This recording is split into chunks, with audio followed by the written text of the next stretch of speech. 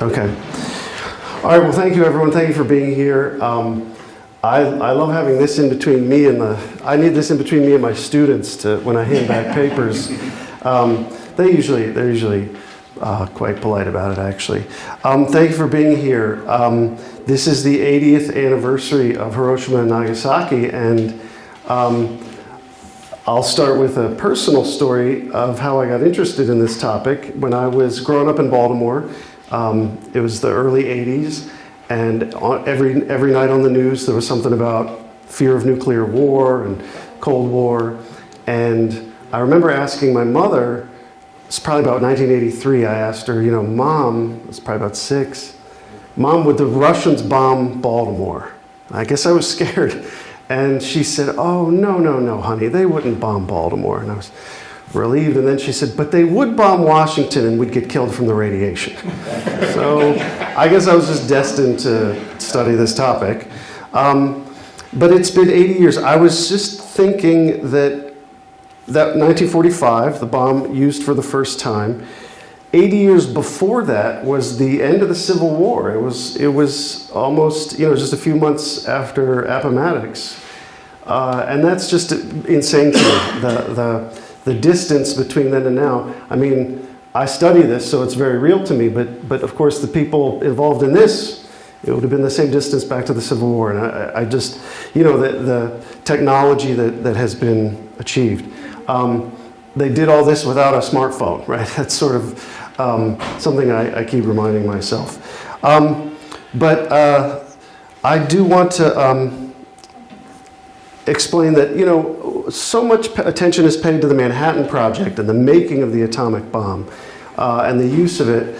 I'm going to talk a little bit today about, the lifetime after it was born. So it's 80 years old today.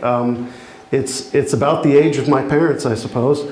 And so I'll look over the years about how it's evolved, how the public has reacted to it, and certainly if you have any comments or questions, just feel free to chime in. I felt this would be pretty casual. And I'll talk about my slides a little bit, but they're mainly for illustrative purposes, just to give you something to look at besides just me. In 1945, of course, the bomb was born, and this actually is not the bomb, but this is the test site of the first atomic bomb in Alamogordo, New Mexico. This was, I think, a device that they thought might be used to hold the bomb at some point. I don't think it was used, but you can see the kind of desert environment where it was first tested. The Trinity site, as it was named. The troops for the Trinity site, I feel we should recognize, won the award for the lowest venereal disease rate in the Army during World War II. I didn't know they gave awards for that. But the point is that it was desolate. There was not much around it for miles and miles. Scattered ranches and such. And you can see here the actual bomb that they tested on July 16th, 1945. The countdown began at 5:09 and 45 seconds in the morning with a 20-minute countdown. There were observation sites set up at 5 miles away, 20 miles away, and one of the physicists involved passed around a large amount of suntan lotion, I guess thinking that would help. They didn't know what was going to happen. And if you've seen the movie Oppenheimer, you get a good sense of this. There was a warning rocket at 1 minute, and the head scientist, Robert Oppenheimer, apparently said, "Lord, these affairs are hard on the heart." And then the bomb went off. The pictures are, not great, but they're still telling in their, I think, in their visual nature. The bomb exploded at 18.6 kilotons, so that's 18,500 tons of dynamite, a 300-foot crater, and the ground 2,400 feet around the tower fused into glass. Here you can see just an overhead sight of it, or an overhead view of it. With these weapons, the scale, you lose the sense of scale pretty easily, especially when they go to a new generation of atomic weapons. But Rabi, who was one of the physicists involved, witnessed the explosion. He said they were the longest 10 seconds of his life. Suddenly there was an enormous flash of light, the brightest light I had ever seen, or that I think anyone has ever seen. It blasted, it pounced, it bored its way right through you. It was a vision which was seen with more than the eye. It was seen to last forever. You would wish it would stop. Altogether, it lasted about 2 seconds. Finally, it was over, diminishing, and we looked toward the place where the bomb had been. There was an enormous ball of fire, which grew, and it rolled as it grew. It went up in the air in yellow flashes and into scarlet and green. It looked menacing. It seemed to come toward us. A new thing had just been born, a new control, a new understanding of man, which man had just acquired over nature. And again, there's definitely this sense that now there is something new, and that this was a new age, an atomic age. As they were making it, they sort of anticipated this was going to happen. And I think it definitely was. That's not to say it was a complete break from the past, but here are some of the heads of the Manhattan Project looking at what's left of the Trinity test. That's Groves in the uniform in the middle, and there he is, and there's Robert Oppenheimer. You can see they've all got protective booties on because there might be some radiation. This pin here is a radiation detector. Atomic bombs do generate radioactive fallout, but it's not nearly to the level that it would be for the next generation of nuclear weapons.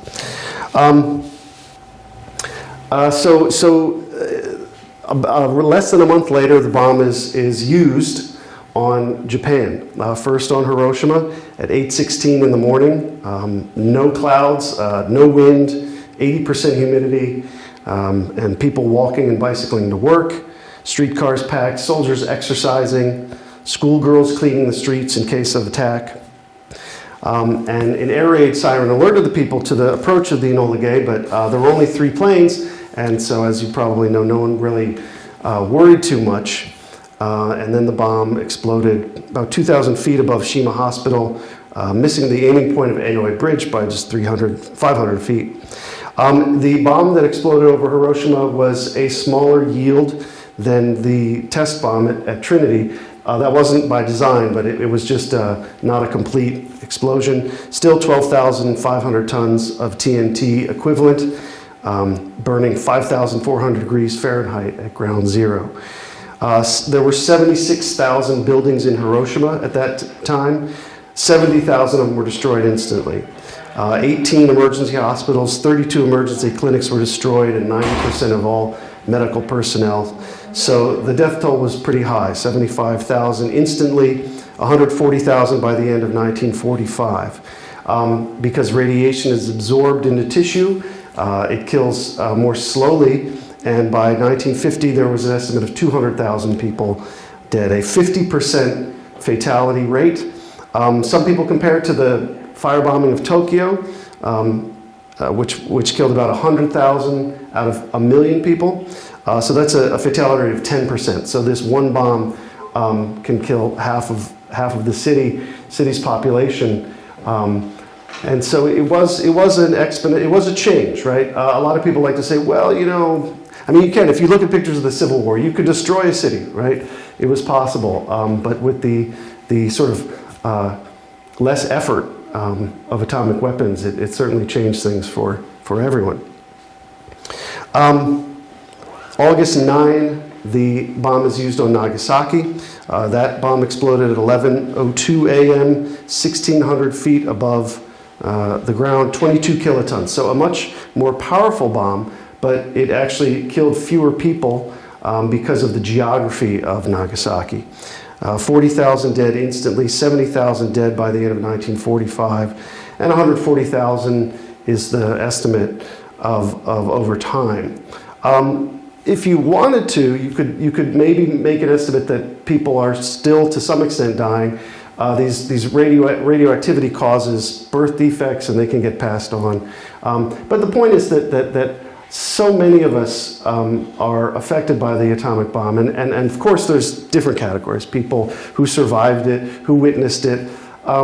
But I think anyone who sort of lived through the nuclear era has. I mean, you know, I don't want to compare my plight to victims, but you know, I was traumatized by it to some extent, or the fear of it, as I mentioned at the beginning. That's not to say it's anything comparable, but it is to say that we have all had this weapon sort of in our thoughts, and I think that has to affect us in some way. Now, Truman, after the second bomb, ordered a halt to atomic bombings. They had a third bomb in pieces that was probably could have been ready to go pretty quickly. And on August 15, Japan began the surrender process. We can talk, a lot of people like to talk about, you know, the role of the bomb in ending the war, whether the use of the bomb was ethical and moral and all that. We can certainly talk about it. Historians argue about it all the time and love to argue about it. The role of the Red Army matters. So let me know if you want to, if you have questions or comments on that topic. It's a deep one, and one that I think will never get totally, I don't think people will get tired of discussing it. But some of this will come up as I look at the evolution of the bomb's life as it gets older and older. I will say that either way, you know, historians argue that the bomb, that Japan probably could have surrendered without the bomb, without using the bomb. Others say there's no chance. Either way, there's been, I think there's some moral sort of question about whether, you know, underneath this question is, was it right to use the bomb? And I think men and women of goodwill can have different takes on this question, but either way, there's definitely been a taboo on its use since then. Pretty much almost every president has said, you know, ideally there would be no nuclear weapons. People around the world, and we'll see that Nobel Prizes go out to people who try and eliminate nuclear weapons. So there's some sort of agreement that whatever happened in World War II, using them again would be to some degree unacceptable. Now, whether that's because there's this taboo on it or because, you know, people just don't want to get annihilated in retaliation is certainly a question we can discuss as well. But Oppenheimer, when he was finished with the Manhattan Project, described nuclear weapons as both a peril and a hope. A peril, obviously, because the ability to build them was not limited to the United States, and they could be used against the United States, but also a hope because they promised two things. One thing is, of course, nuclear energy, which at the time was seen as maybe a clean alternative, something that could alleviate dependence on fossil fuels and whatnot, but also a hope then, and a lot of Manhattan Project scientists felt this way, that the results of Nagasaki and Hiroshima would be so sobering to people that they would not want to ever make war again, because war would inevitably become nuclear. Now, we know that didn't happen, but that was certainly a mindset at the time, that maybe, and I think it was a genuine mindset that, you know, yes, this had to be done, but maybe it will teach a lesson to future generations. What I want to do now is look at the bomb at 80 years old. So I want to go through each decade of its life in, you know, a bit of a fast forward, but to highlight some of the issues that the American people have sort of expressed about nuclear weapons and what have you. Of course, so its 10th birthday occurred in 1955.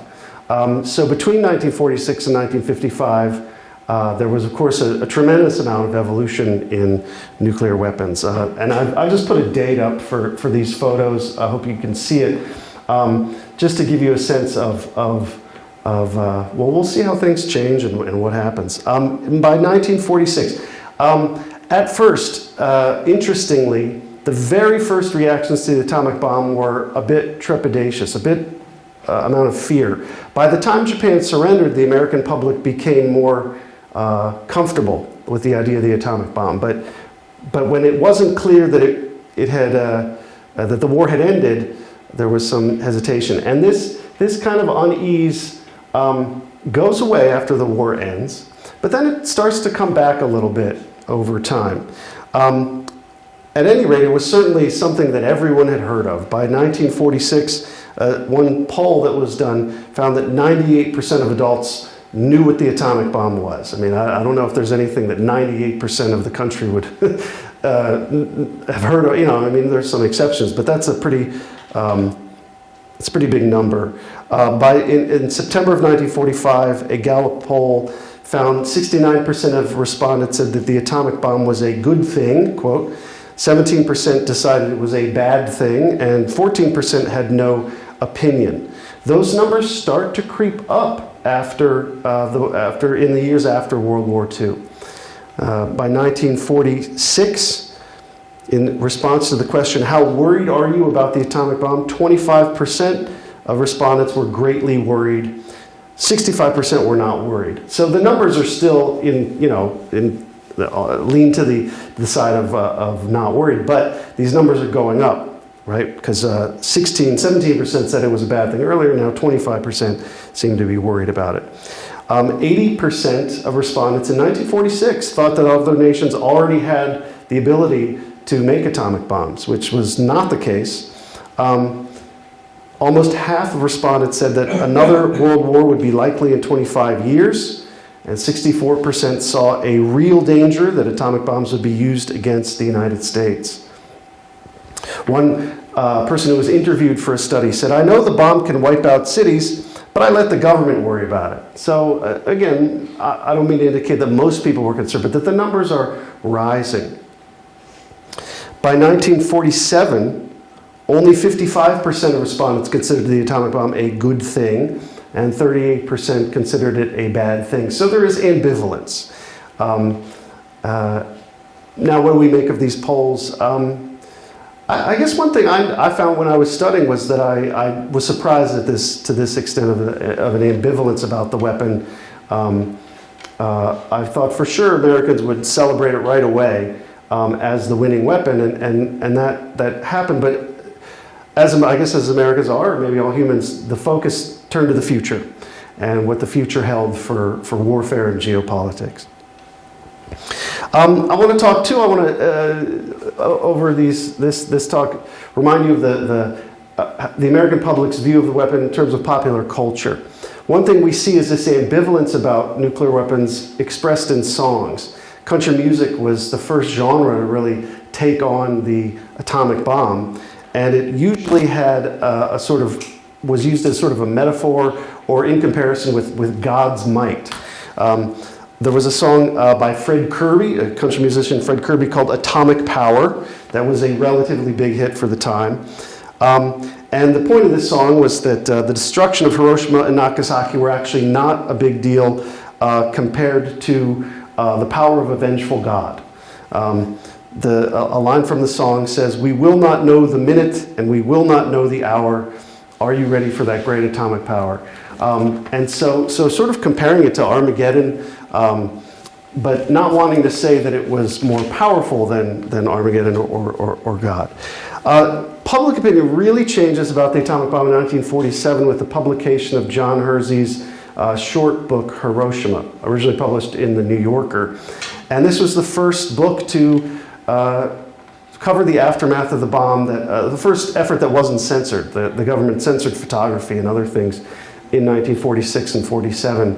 And the book is ostensibly completely apolitical. It just follows the story of some of the victims. I can keep going with these pictures. This is, of course, at the Bikini Atoll, where they put a bunch of old battleships and such in the ocean and destroyers and such, and just sort of see, well, what happens? It's like, well, they blow up, you know. The book Hiroshima, it just follows the story of some survivors in Japan, and it's very moving, but it's completely leaves out any sort of context for the decision. You know, Truman isn't mentioned. World War II is hardly mentioned in the book. And so it was sobering, I think, for a lot of Americans to just see the effects of the bomb not sort of explained as sort of a geopolitical decision or part of strategy or something like that.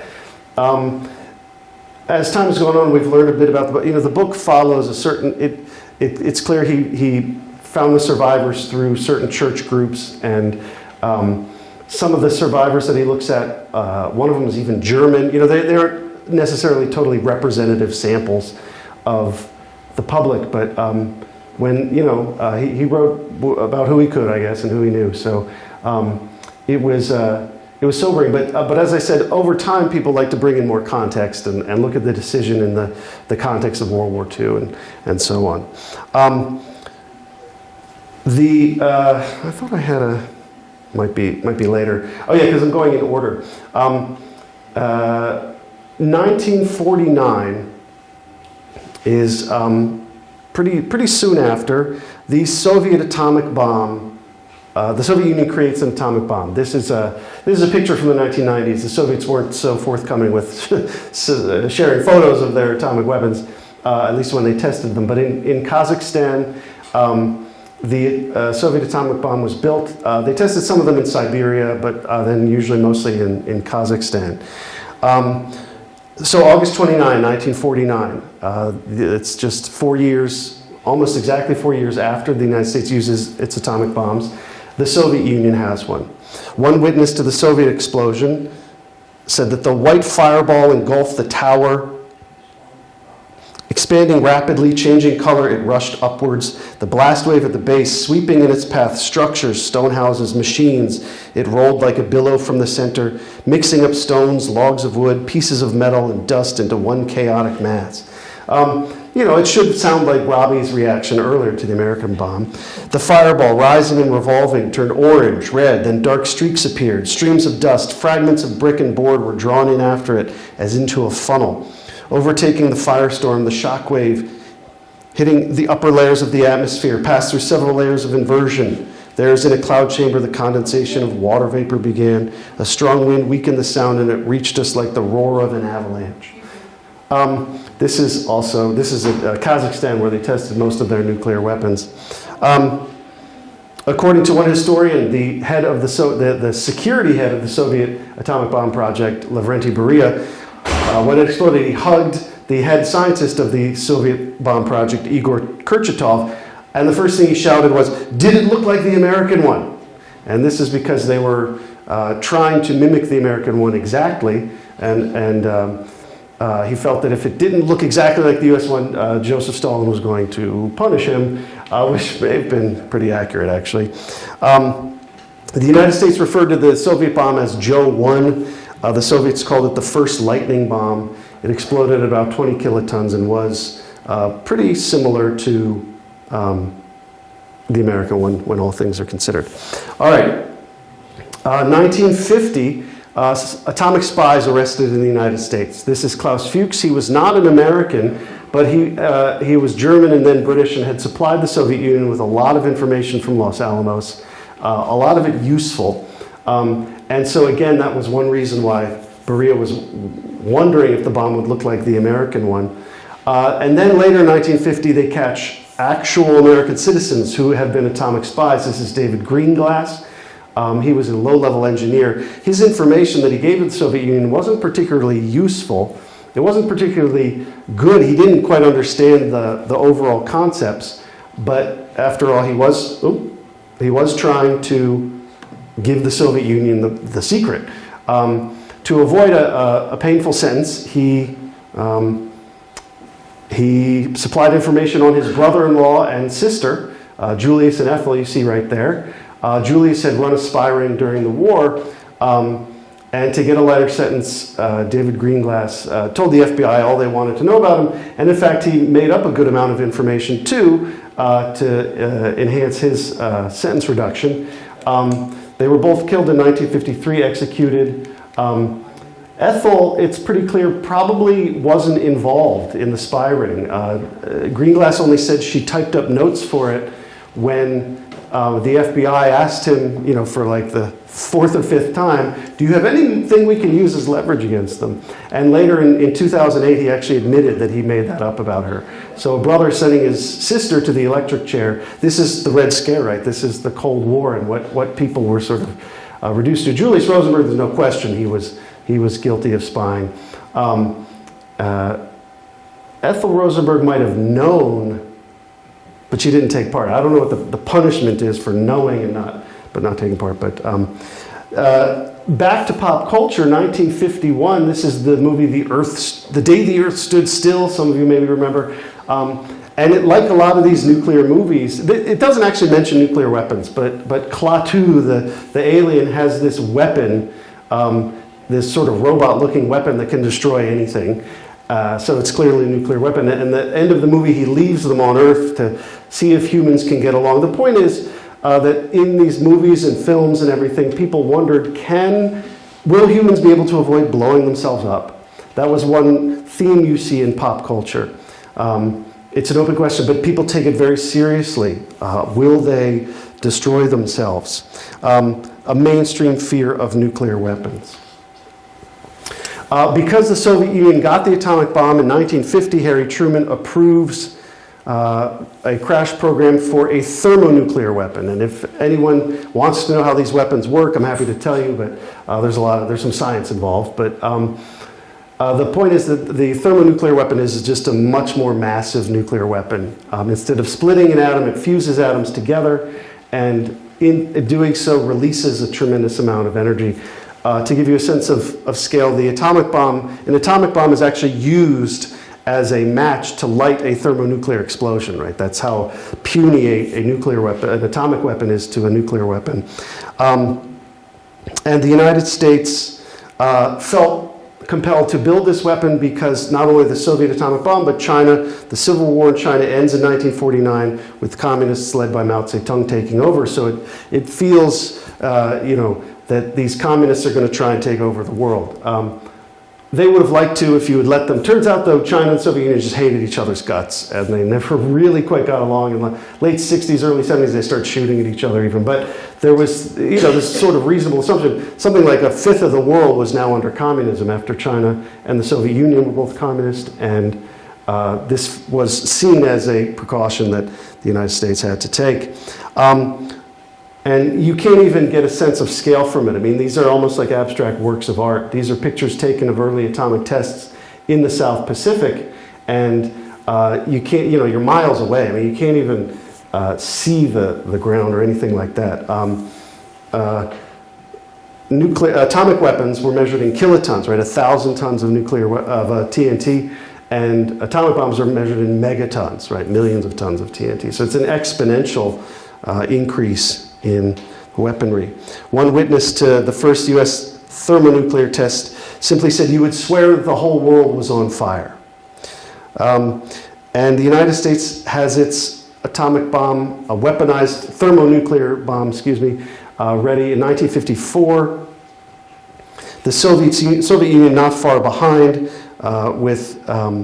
1955, they have theirs. The single thermonuclear bomb would have obliterated all the boroughs of New York, right? It's just tremendous in size. For a 20 kiloton atomic bomb, like say the Nagasaki bomb, anyone within a mile and a half of ground zero would receive third-degree burns, probably fatal.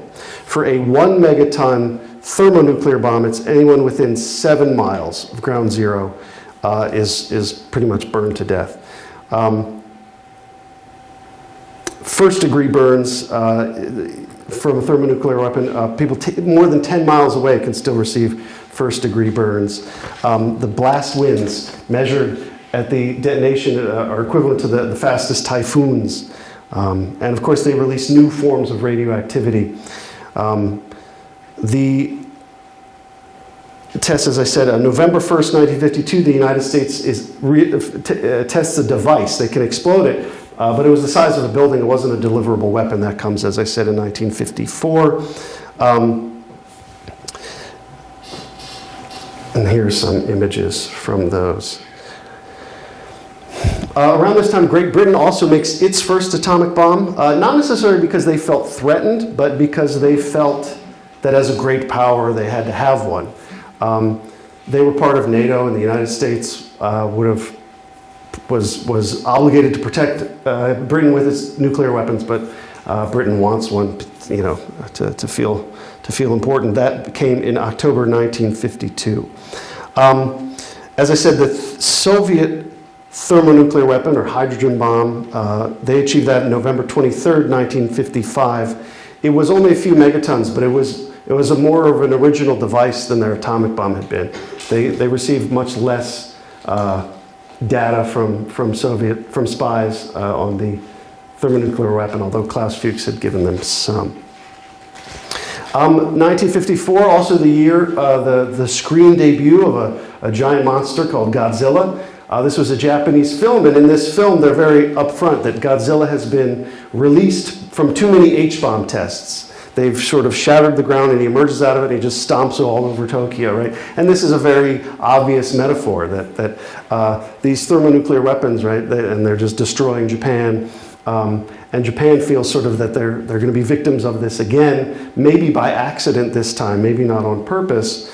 But again, you see in pop culture this taking the bomb seriously. I mean, Godzilla, if you watch the movie now, it's, you know, part of it's comic, but at the time they were, this reflected a genuine fear of atomic weapons. And the popularity of these types of films in the United States, at least to some extent, reflects, I think, some sharing of those fears. So that was by the time the bomb was 10 years old. 1965, it's 20 years old. I guess it's got its driver's license by that point, I don't know. But the bomb continued to proliferate. France, you know, I have pictures of the France bomb. Let me just tell you about pop culture first. In this theme of taking the bomb seriously, by the time the bomb's, you know, reaching its teenage years, there are some now who are not taking the bomb quite as seriously. And in pop culture, you see jokes about the bomb. This is Wanda Jackson, a rockabilly star, and she had a minor hit with a song called Fujiyama Mama, in which she uses the atomic bomb as a sexual metaphor. She sings, I've been to Nagasaki, Hiroshima too, the same I did to them, baby, I can do to you, right? Because I'm a Fujiyama Mama, about to blow my top. So obviously this is not a song about fearing the atomic bomb or anything like that. And apparently, even I've looked in the history of the song, it was a hit in Japan, right? They liked it, right? So it's hard to know what to make of pop culture, right? But maybe people are becoming more comfortable with the atomic bomb. It's hard to say, but it's a fantastic song also, by the way. Wanda turned to gospel music later in her life.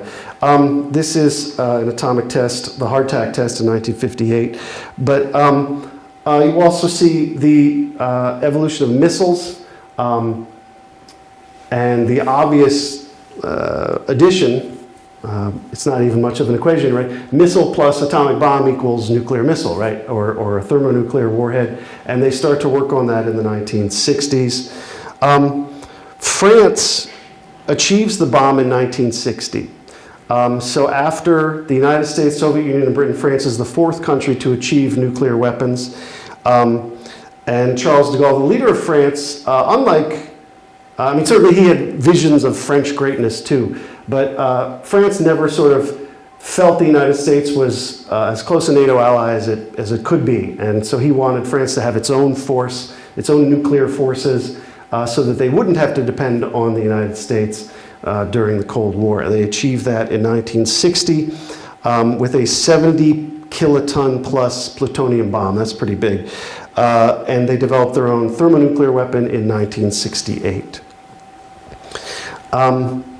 In China, China started working on its bomb, and their bomb, they called it the People's Bomb with some reason, because they forced peasants to hunt for uranium all over the country. They gathered 150 tons of uranium through this forced labor, and they developed an implosion uranium bomb. Usually you would use implosion with plutonium, but they used it with uranium for some reason. But it was successful October 1964.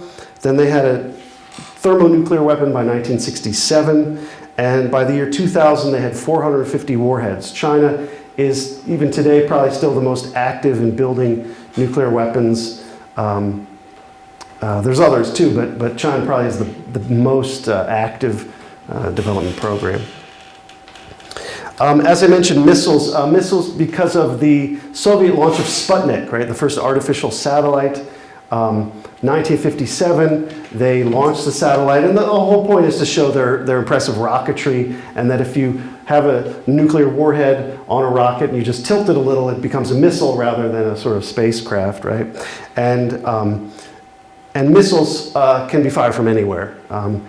Before this, bombs had been, dropped by airplane. and they have a limited range, and more it becomes even easier to launch a nuclear weapon with the advent of missiles. I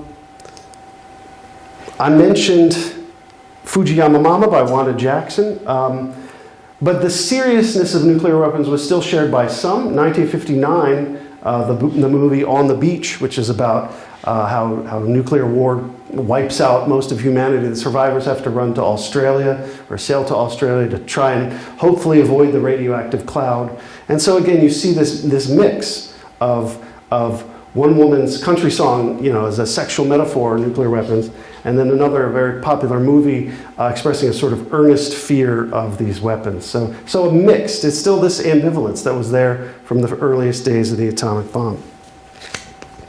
I don't know if anyone remembers the Twilight Zone episode called The Shelter, where one man built a fallout shelter in his yard and had to face the decision of whether he would allow the neighbors to come in who hadn't, sort of a sky is falling situation. And he doesn't, but then it turns out to be a false alarm, and he's got to live among his neighbors. So these very serious popular culture investigations of what people would do in nuclear war. At the same time, in 1964, you have Dr. Strangelove, a comedy about nuclear weapons, which is undeniably a funny film, a little dark, but one theory being, well, if we don't laugh about this nuclear threat, it'll be all we can think about. And so that's the sort of, otherwise we'll cry, is kind of the mindset behind this. Early 60s as well, the Cuban Missile Crisis, right? The CIA spy planes discover evidence of Soviet missiles in Cuba in 1962. The Kennedy Library has a very impressive film about it now. And what we now know is that some of the missiles were ready to go, and there were small atomic-sized nuclear weapons that Soviet soldiers were authorized to use if they faced an invasion from the United States, not known at the time. So the idea of invading Cuba, had Kennedy authorized it, would have been a huge disaster. As it was, we narrowly avoided nuclear war. Also present at the Cuban Missile Crisis were 2 Soviet submarines armed with nuclear torpedoes. They had been ordered to use them if they were fired upon, which indeed they were by anti-submarine airplanes. And one captain ordered the nuclear torpedo fired, but he was overruled by another captain. For some reason, this submarine had 2 captains on it, I guess thankfully, but continually coming very close to nuclear war. And so these nuclear scares constantly jar the American public into, I think, this sort of ambivalence about nuclear weapons. See here, this is the Nobel Prize winning chemist Linus Pauling protesting nuclear weapons around the same time, 1962, 63. You saw the rise of anti-nuclear groups now, right? These people uneasy about it. But what they're talking here is, the missiles are one thing, but he's saying we have no right to test. The testing of nuclear weapons, such as in these slides that I showed a little earlier, they had moved to Nevada because in the South Pacific it was getting a little too difficult, and you had sort of sovereign peoples that had to be moved around. In Nevada, they would test these weapons, but nuclear fallout would often spread, and it was theorized that this nuclear fallout caused a lot of cancers. Linus Pauling was heavily involved. He was a chemist, so he understood chemistry of the problem of chemistry.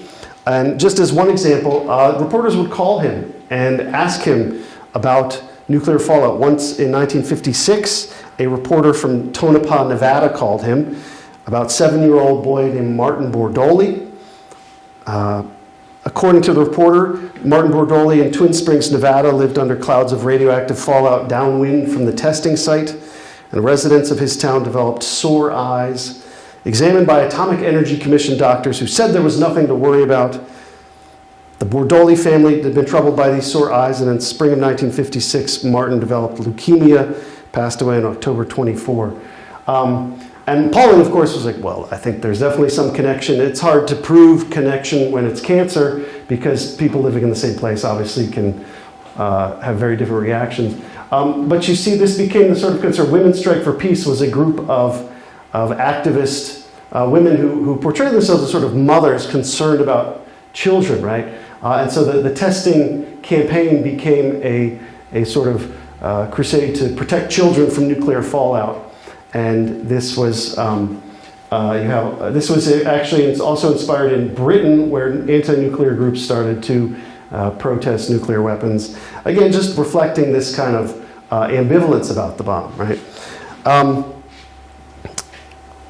Linus Pauling won the Nobel Peace Prize for his anti-nuclear activism. So again, to show that there's this sort of, the different structures in society are sort of rewarding the idea that nuclear weapons are a danger to humanity. In 1963, President Kennedy endorsed that view to a good extent. He gives this amazing speech after the Cuban Missile Crisis about how everyone shares the same air, everyone has the same hopes, this sort of speech that reached out to the Soviet Union. In 1963, Kennedy signs the Limited Test Ban Treaty that bans nuclear weapons tests in the atmosphere. So fallout becomes much less of a problem. That said, it did not actually limit nuclear tests. Nuclear testing increased after this test ban treaty.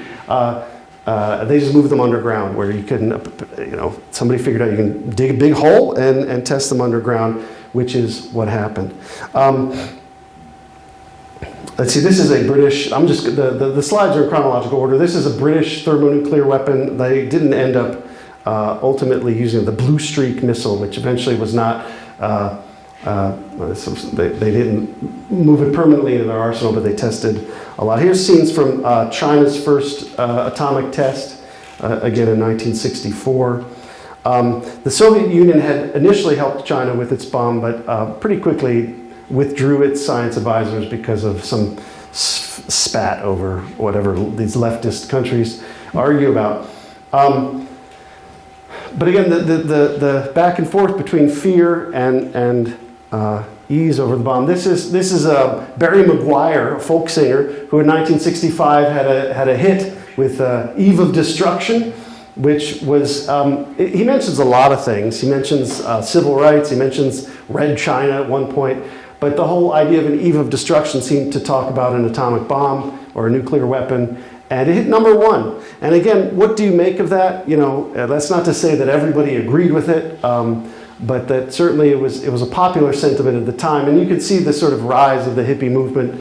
This, I think, is taken a little later, I think 67 probably, with those pants that are just kind of amazing. He's also sort of wearing Grimace, that he's wearing like a Muppet on that sweater. It's just amazing. These are Soviet weapons in 1967. Of course, the Soviet Union liked to parade their weapons around Red Square and show off their nuclear might. They were sort of obsessed with catching up with the United States at this time.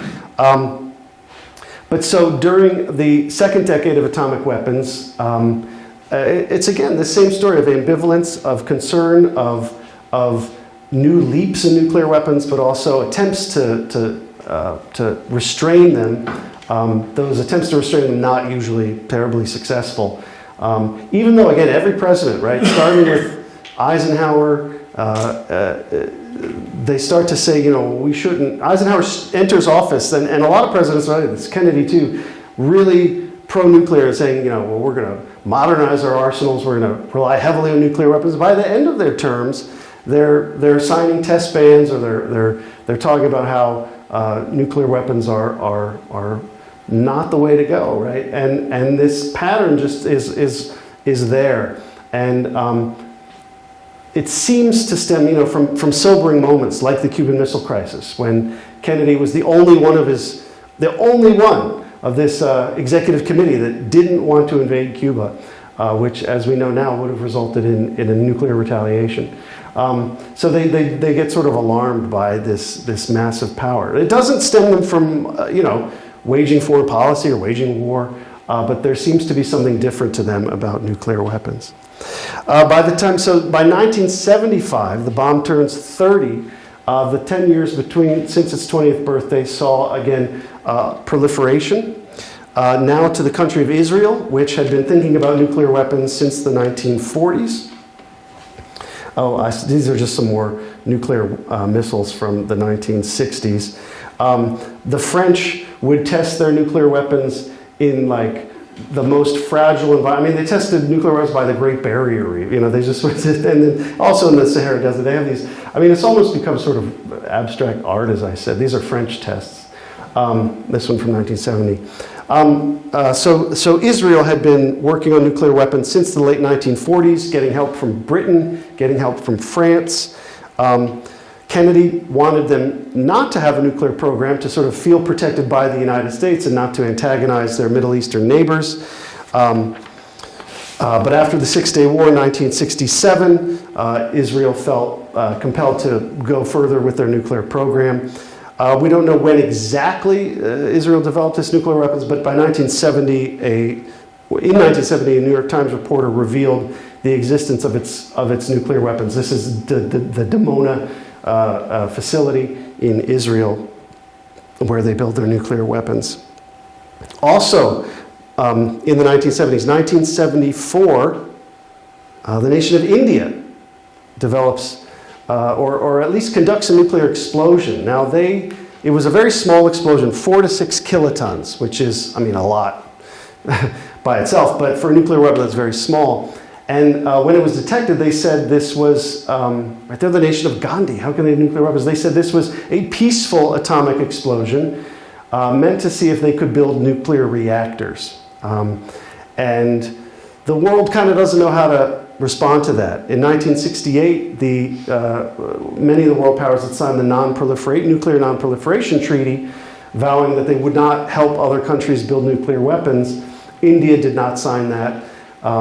And has yet to sign it, but they promised that this was not to build weapons, that it was to work on nuclear power. And there's some evidence that, yeah, I guess there are other ways, though, to test whether you can do that without building explosions. You can just build a reactor. So there was some skepticism about this decision. As I mentioned, in 1968, the Non-Proliferation Treaty. The countries that sign it, who have nuclear weapons, vow that they will not help other countries attain nuclear weapons. The countries who signed it that don't have nuclear weapons promise not to build nuclear weapons. But the trade-off is, we will not build nuclear weapons, these countries say, but the treaty requires the nuclear countries to help us create nuclear power and build nuclear power plants. And of course, you can use nuclear power plants to enrich uranium that can be used to build nuclear weapons. So this is a sort of sticky situation for these countries. Does a country that wants nuclear energy, does it secretly want to build nuclear weapons? Certainly that was a question surrounding India in the 1970s. Speaking of proliferation, anti-nuclear activists like to point out that they succeeded to some extent in limiting the countries that had nuclear weapons. Right? There's such a taboo on it that only 10 countries have ever had nuclear weapons. On the other hand, you can say, well, 10 countries have it. That's a lot. Well, it's 9 now, but 10 countries have had it. There were a few countries that were likely to have it: Brazil, Sweden, who have not developed nuclear weapons. So there is, to some degree, that's seen as a success for the anti-nuclear movement, but also, maybe not. I mean, it's hard to tell what would have happened if they hadn't protested. Most countries have decided whether to build nukes or not for very strategic reasons, and so 10 countries. Is it a lot to have nuclear weapons, or is it not a lot? That's something I think that most people have to decide for themselves. 1972, more nuclear weapons treaties, the Anti-Ballistic Missile Treaty coming out of the Strategic Arms Limitation Talks in 1972. But this was giving up a weapon system that the United States didn't see a lot of use in, anti-ballistic missiles. And it's largely seen that was a détente agreement with the Soviet Union, a sort of way of showing that the superpowers are going to get along for a while. It's not that they love each other, it's not that they want to disarm or anything, but that they showed they could reach an agreement on some kind of nuclear weapon, and that would allow each country to sort of not worry so much about the other side for a while, and the United States could kind of recover from after the Vietnam War, and the Soviet Union could work on the plan was to to develop a further stage of socialism. They didn't quite get there, but so you have these treaties that are more symbolic, I think, than anything about nuclear weapons. It is during the 1970s when the Soviet Union does catch up and surpass the United States when it comes to nuclear weapons. This is a cruise missile from the time. We're getting into the 1980s here. These are U.S. nuclear cruise missiles. But the Soviet Union catches up to the United States in missiles. This was a big thing to Cold War leaders, as you probably know, that who's got more missiles. The Soviet Union, after the Cuban Missile Crisis, goes on this crash building of missiles, and they outnumber U.S. missiles by the 1970s. However, the United States at that point had gone for a more, we'll have fewer missiles, but they'll be more accurate. Whereas the Soviet missiles were less accurate, but they could just fire so many at you that eventually they figured that you'd get hit by them. To think about some of the numbers by the 1980s, submarines were armed with nuclear missiles, and they could have multiple warheads on each missile. A submarine could hold about 16 missiles. Each missile could have 10 warheads on it, so that's 160 warheads on a single submarine. The Soviet Union only had 50 cities, so you could destroy each Soviet Union city 3 times with one submarine. And then this was the arms race, right? You just build up more and more and more. As I said, the presidents always start to kind of realize, well, what can you do with that many nuclear weapons? Maybe we should limit them. And pretty much, again, every president leaves office with the kind of somewhat reconsideration of how many quite would be enough. 1985, the atomic bomb turns 40. In the years since, in 1976 to 1985, South Africa had become the latest nuclear country. South Africa had developed 6 atomic weapons by 1977, getting help from France, West Germany, and Israel. They had a lot of uranium in South Africa. South Africa, an apartheid state. In fact, the leaders of South Africa developed their atomic bomb not for external enemies, but because of fear of a black uprising. And when South Africa, when the apartheid regime ended and the African National Congress took over, South Africa also dismantled its nuclear weapons program. And so it is the first state to actually do so, to give up nuclear weapons, although, again, we can question their motives, not necessarily totally altruistic motives, but a question of different regimes not wanting to leave them for the next regime. Again, more fears. The 3 Mile Island nuclear disaster in 1979, a partial meltdown there. I remember my grandmother lived in Harrisburg, Pennsylvania at that time, and she kept calling my father, should I leave? What should I do? But the best was the T-shirts that people sold. It said, "I survived 3 Mile Island," but it had 3 sleeve holes, which I thought was pretty good joke. Pretty intense concern about nuclear weapons. 1982, the largest demonstration in U.S. history happens in New York. 750,000 people march in New York in Central Park against nuclear weapons. And again, just that it was a huge movement. But I think a lot of textbooks sort of forget about this because they ultimately weren't all that successful in any nuclear weapons. Here we have, these are some letters I found, probably from some school in, Cambridge. But they, I remember living through this age. This is the age when I asked my mother, my questions. Just letters to Reagan about nuclear weapons, right? And, you would have TV shows and all these sorts of movies. The public seems... in the 1980s, more and more concerned about nuclear weapons. I hope you and the Russians stop making war.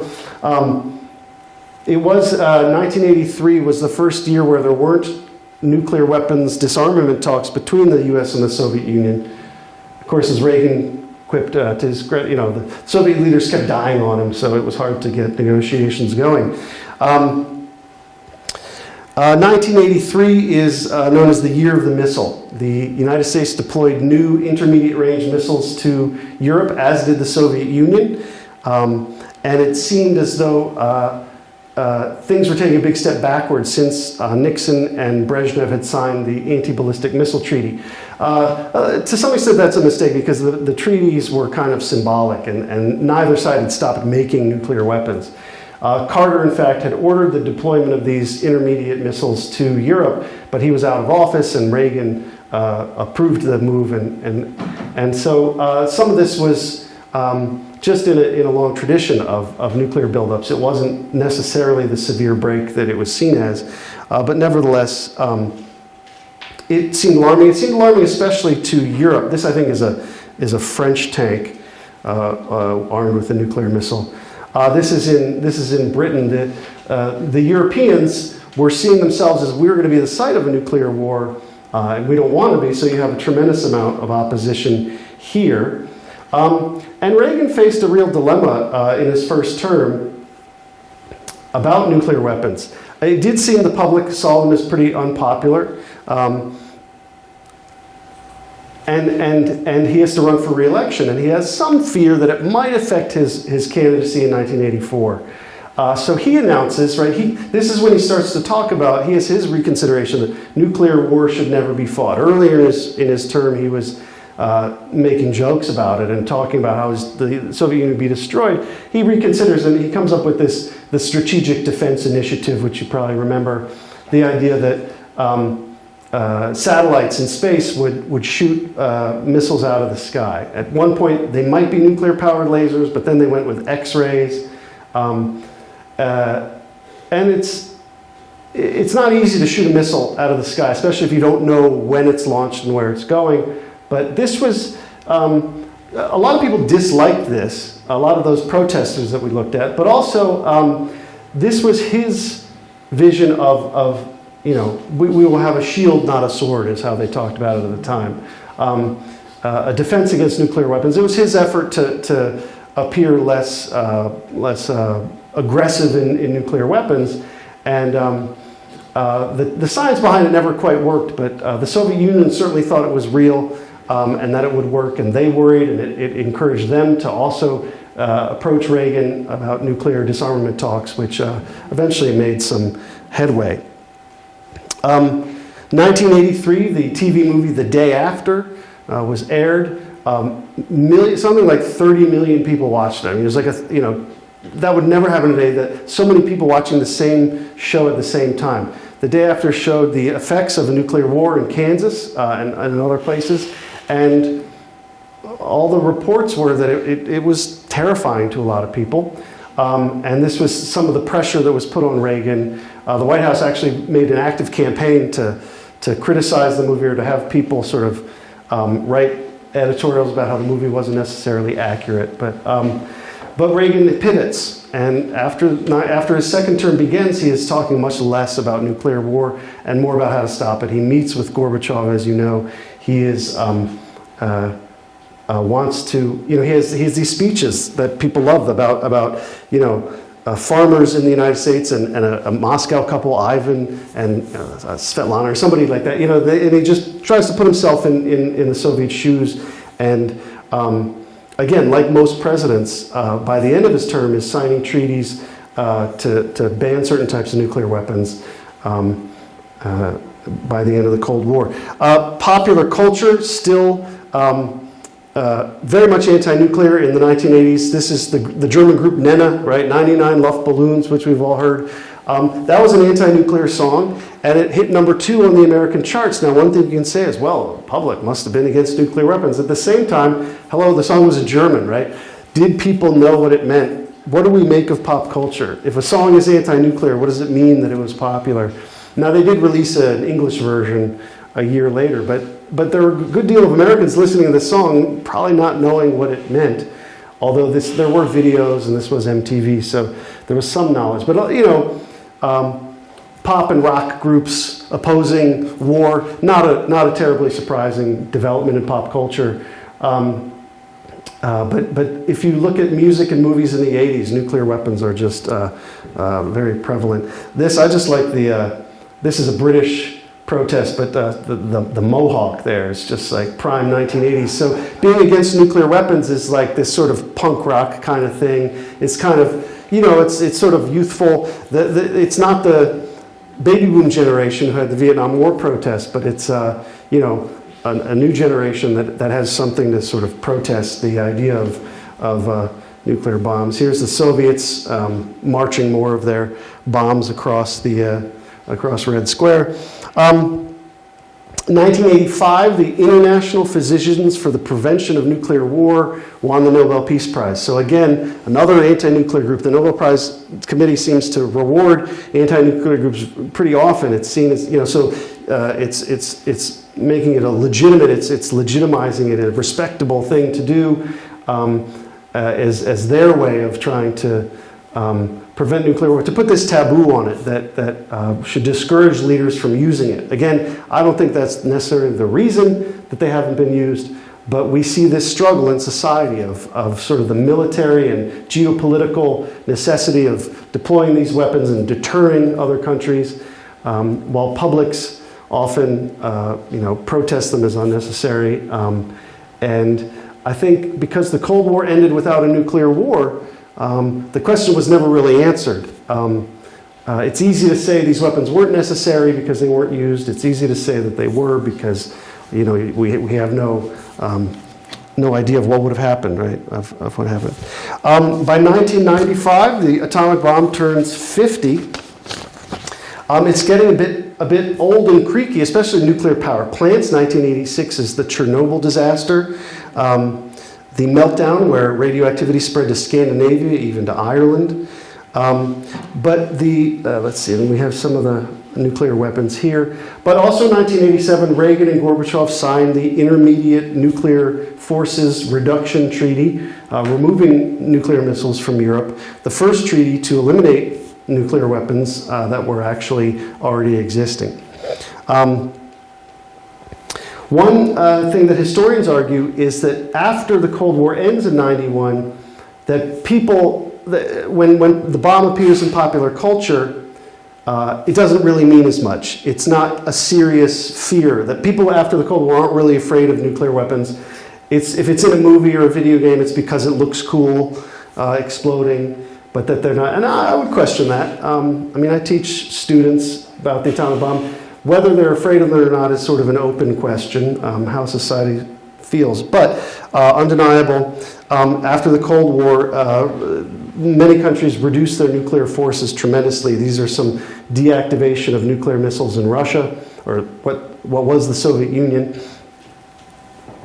Of course, one concern when the Soviet Union broke apart was the Soviet Union had nuclear missiles in Ukraine, Kazakhstan, and Belarus, which became independent nations.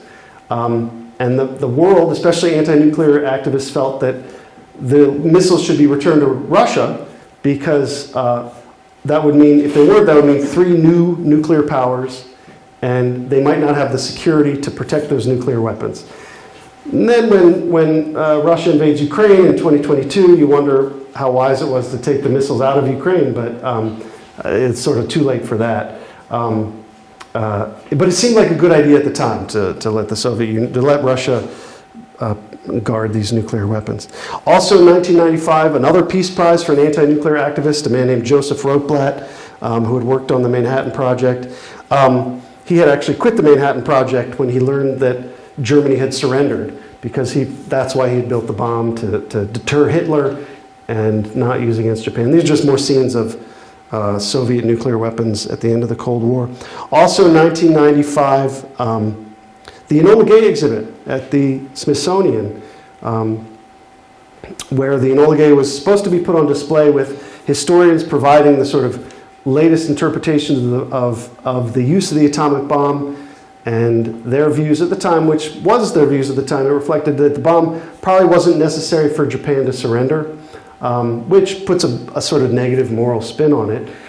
Since then, there's been more consideration of the Japanese side, and it seems like maybe Japan would not have surrendered without using the atomic bomb. Although, as I said, we'll still argue over it probably for a long time.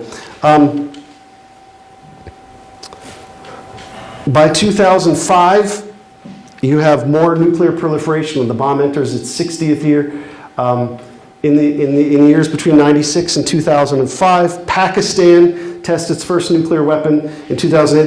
These are actually India's. India in 1998 officially declares itself a nuclear weapon state. So their peaceful nuclear test in the 70s turned out to be, yes, we were developing nuclear weapons after all. Their nuclear weapons are kind of ugly, if you ask me. Pakistan develops nuclear weapons also in 1988. Of course, these are sworn enemies, and you know there was a very tense standoff when these weapons when it became news that these weapons were developed. And you know, for all we know, they still might. Well, they still don't like each other at any rate. September 11, fears of terrorists attaining access to nuclear weapons was pretty prevalent around then. The Iraq War with claims of weapons of mass destruction. Middle East countries getting these weapons has been a long-term sort of problem for American foreign policy. But also in 2005, the International Atomic Energy Authority, again, wins the Nobel Prize, right? Every so often, the Nobel Prize Committee tries to reward people for opposing nuclear weapons, hoping it'll somehow have some sort of effect. Pop culture, remember, it goes back and forth between this concern for nuclear weapons and kind of not taking them too seriously. In 2005, an opera about atomic weapons debuted, Dr. Atomic. And in this is very serious. I mean, it's very dramatic because it's an opera, but very serious. The atomic bomb is this menace, and it's meant to be, so now we have a sort of return back to not only interest in the early days of atomic weapons, but in this sense that even though the Cold War's over, the problem of nuclear weapons hasn't gone anywhere. These are just more scenes. By 2015, another nuclear weapon state, North Korea, in 2006 gets their nuclear weapon. They have a few. They claim to have a thermonuclear bomb. It's not quite certain that they do. That in 2009, Nobel Prize Committee again gives the Nobel Prize to President Obama after he gives a speech in Prague where he says, we should probably get rid of nuclear weapons, and they give him the Peace Prize. And then he actually doesn't, as is usually the case. But again, we see this. There's this societal push to try and, reward world leaders for maybe getting rid of nuclear weapons. 2011, the Fukushima power plant disaster. The idea of nuclear power is it's not the same as a nuclear weapon, but it's certainly very destructive. And so the peril, remember the peril and the hope that nuclear energy could create a new form of energy not reliant on fossil fuels or not reliant on Middle Eastern states or whatever. The problem is these plants have disasters, and the disasters seem to outweigh the benefits of them. Finally, by the 80th birthday of the atomic bomb, the nuclear concerns largely in Ukraine, where the Zaporizhzhia power plant is in a war zone, and both sides are accusing the other of planning to sabotage this nuclear plant to poison the country with nuclear waste, but also more Nobel Prizes for anti-nuclear activists. In 2017, the International Committee to Abolish Nuclear War. In 2024, Nihon Hidankyo, a group for atomic bomb survivors, again wins the Nobel Peace Prize. In pop culture, we seen the Chernobyl miniseries, which maybe you saw, and then finally the Oppenheimer movie from 2023 was a tremendously popular film. And what's interesting to me is that we've seemed to come full circle, right? This movie, if you saw it, ends with Oppenheimer worrying that he's created a weapon that's going to destroy the world. And so the movie itself is about 1945, and the concerns that the movie expresses are about 1945, and it seems that if culture is any indication, we've come all the way back to the beginning and have started to maybe rethink the atomic era as a whole. What we will make of it in the future, I don't know, but probably some form of ambivalence. All right, well, that's all I wanted to talk about. If you have any questions or comments, I'd certainly like to address them now, but thank you for listening.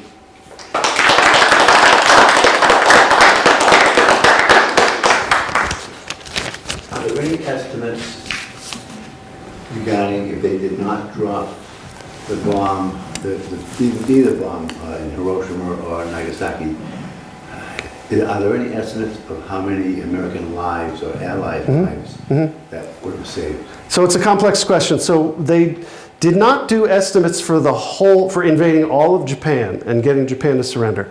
They did estimates for certain islands, and some of those were total guesses. Some of them were pretty reasonable. For the first island or two, what they would do is they would take Okinawa and they would say, well, it'll probably double that for certain islands. So there were estimates of 20,000 for the first month, 30,000, and tens of thousands for the first few months of the invasion. Now, if you extrapolate that out, it can get pretty high, but they didn't extrapolate that out. What happens later on is that when the book Hiroshima comes out, Harry Truman feels people are criticizing him too much about the bomb. And he has Stimson write this article, which in turn, the Secretary of War, he has a ghostwriter write, and they come up with these fantastic numbers, 500,000 and 1 million. And those, nobody said those at the time of the war. Again, they gave estimates for 30,000 here, 40,000 there, which added up. But nobody told Truman those big numbers. Now, you can imagine that it could be that high. But the thing is, and it's very clear that Stimson and Truman just pulled those estimates because they thought they would be effective in diffusing criticism. I don't know why he would think 30,000, 60,000, why that wouldn't, that's a good number too of lives saved. And Truman talked about that. He was kind of obsessed about this throughout his life in defending his decision. It wasn't like people were marching like they were in 1982. I don't know if he sort of overstated the opposite, but that was how he felt. Now, historians have looked at other ways to measure this, right? Those were the numbers from just an invasion. If they don't use the atomic bomb, what are they going to do? Are they going to blockade? Are they going to starve Japan to death? That might be even more. One thought that a historian has had now recently is that Japan was still an empire, and it was killing people far away from Japan every day, maybe 1,000 a day. And so if you get Japan to surrender, you save those lives too. Now, they weren't American, they weren't even Allied lives necessarily, although a lot of them were probably Chinese. But, so in that sense, you can get a tremendous number. And so, which lives is it? There were just a lot of lives out there. And again, yeah, if they had to invade all of Japan, the number of lives would have gotten very high very quickly. So it's not to say that, it wouldn't have been 100,000 or however many 100,000, but they didn't have the estimate. And a lot of the early estimates were just MacArthur saying stuff. Later on, MacArthur says, we didn't even need to use the bomb. And anti-nuclear people have hooked on that. But I think that was MacArthur's bravado. I think that was, maybe they wouldn't have, but he wasn't, so involved in, they didn't invade Japan. So I wonder if a lot of that was, Eisenhower later said maybe we didn't need to use it. He was in Europe. He certainly knew stuff, and I wouldn't doubt his testimony. But a lot of the criticism of the decision to use the bomb is based on some of these comments by American military who I think, probably had other reasons for and whatever it was said in retrospect, not at the time. But so it's a long question. I can try to get more into it, but I'm of the impression that we didn't want to drop the second bomb, but because of the Japanese resolve that they did, and because of their admiration for the emperor, that they were going to go to the last man. Yeah, and there's some question of how much did the United States know about that. Japan had instructed one of its diplomats to approach the Soviet Union about a surrender back in July, before the war ended. But how serious was that approach? The diplomat said to his bosses, he said, well, what are we going to concede? Are we going to concede unconditional surrender? And they told, no, we just want them to stop, basically. So it wasn't necessarily the most serious proposal. What you do with that, I don't know. Do you say, well, okay, they're proposing something, maybe we should hear them out, But there was a lot of division within the Japanese government. Now, of course, Roosevelt, his policy during the war was to save as many American lives as possible while still winning. So Truman inherits that mindset. And so he thinks if any American lives can be saved, whatever the policy is, let's do it. So at first, the policy is get the Red Army to invade Japan because they don't know when the bomb's going to be ready. So at Yalta, then at Potsdam, Truman said, first Roosevelt, and then Truman says, all right, Stalin, will you fight the Japanese so you guys can do some of the dying? Right? And then when they have the atomic bomb, Truman thinks, well, maybe we don't need them. But how do you tell your ally not to invade? How do you tell your ally you have an atomic bomb and you don't want to give it to him? Of course, Stalin knew because of the spies. So Truman hopes that the bomb can be used and Japan will surrender before the Soviet Union invades. Some scholars, especially in the 1960s when they were learning about this for the first time, they felt Truman, his first motivation was to deter the Soviets, and his second motivation was to end the war. And they say, well, if his real motivation was to end the war, he would have just allowed them to keep the emperor, which is what ended up happening. It seems now that Truman saw deterring the Soviets as kind of a secondary benefit, and that he thought this was the best way to end the war, the quickest way. But that deterring the Soviets was sort of, number 2 on his list, but still there. The Soviet Union invades anyway, right? Because they want to get in on the Japanese territory before Japan surrenders. They get about halfway down the Korean peninsula by August 8th. They declare, August 7th they declare war, 8th they invade Japanese territory in mainland China. And then on the 9th, the second atomic bomb. And some in the Japanese government, there's this one I can't remember the name, but one high-placed official said it's a deliverance. Now we can surrender with the excuse that the United States probably has a lot of these bombs rather than fighting to the end, because we're just gonna get annihilated. Other scholars have seen that the Soviet invasion was the big factor. After Hiroshima, the Japanese don't hold an emergency meeting. They're like, well, it's another city bombed. They've all been bombed. After the Red Army invades, they hold an emergency meeting. But they also hold one after Nagasaki because they realize the United States has more than one of these things. There's also an attempted coup in the Japanese government where they try and get the emperor to not surrender. That fails. But even when the emperor announces on August 10, and even on August 15, when he gives this recorded address to the people, he doesn't even use the word surrender. He says it's, the war is at a sad moment or something like that. So it does seem from the Japanese perspective that they were not ready to surrender until Nagasaki, and even to some extent after. But from the US perspective, it seems like the Truman administration knew that the Japanese had made some approaches about surrendering if they're allowed to keep their emperor. So if Truman knew that and bombed anyway, it's not a great look, but I think he just was he didn't know that they weren't totally serious efforts, but he ended up sort of being right about it, right? That this wasn't an avenue to pursue, and ultimately that's kind of the view that it did end the war. Some again dispute this entrance of the Red Army is so close to Nagasaki that it still provides a little bit of gray area. But thanks for the question. I know that's a very long answer, but I want to try and get it right because it's very. As a follow-up to that, the war in Europe ended June 45. Bombs were dropped August 45. If the war in Europe had continued for another year, would Truman have dropped the bomb in Europe? Roosevelt had always said that was the plan. That there was no dispute about that. That the bombs were made to be used on Germany as soon as possible. Now, I guess they would have bombed Berlin. There wasn't much left, but there was no question about that.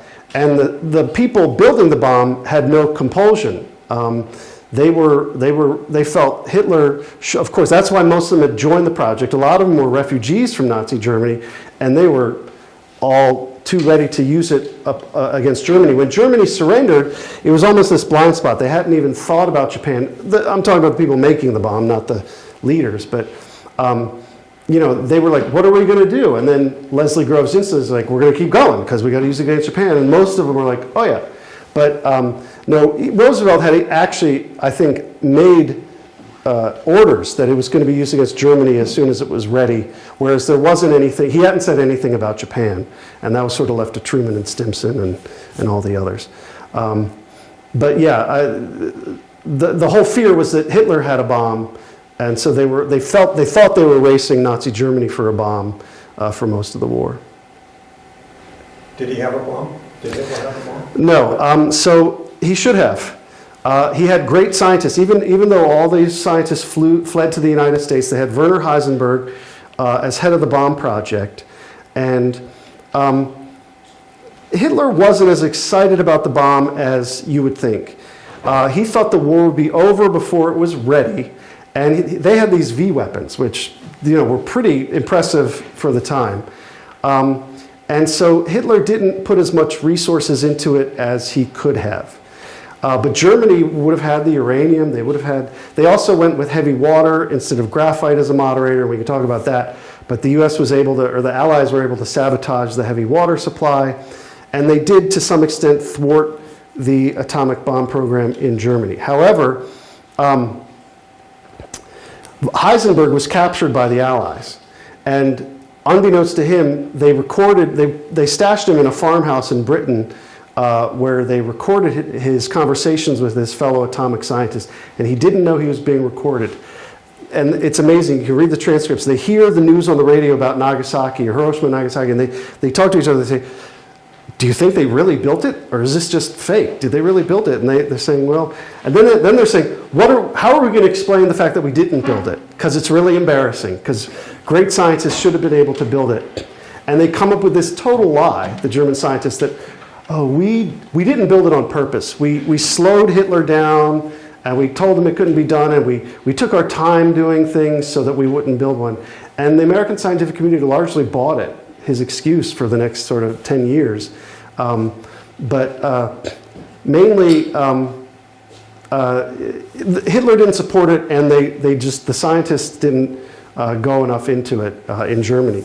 But so they weren't very close. They were closer than any other country besides the United States, but that wasn't very close. The United States scooped up a lot of uranium from Germany after emptying it out. Of course, so did the Soviet Union.